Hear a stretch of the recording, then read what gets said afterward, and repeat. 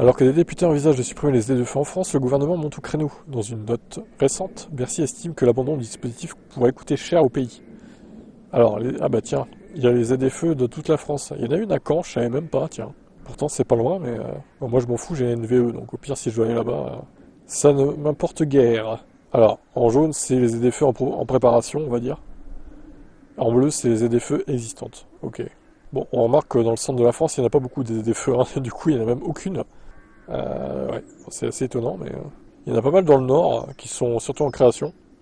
Dans l'est aussi. Dans l'ouest, il n'y en a pas tant que ça non plus, hein. Le centre, c'est le vide, hein. Depuis le 1er janvier, toutes les agglomérations de plus de 150 000 habitants doivent disposer d'une ZFE. Mais le dispositif suscite des critiques de plus en plus importantes de la part des automobilistes et des politiques. Le 26 mars, les députés ont même voté en commission pour la suppression des ZFE dans le cadre de la loi simplification.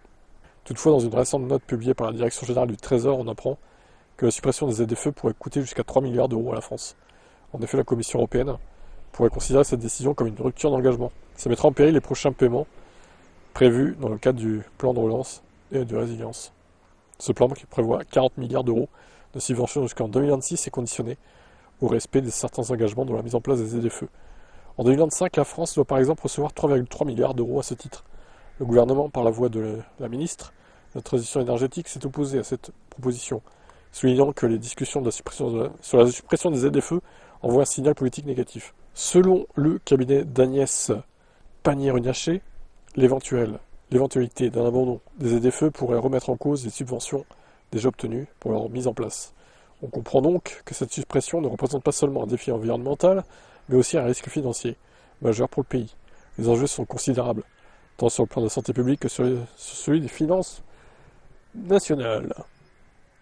Très clairement, je suis contre la suppression des ZFE.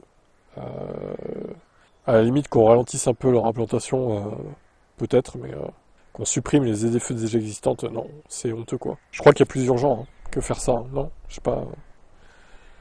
Bref. Votre avis là-dessus, vous?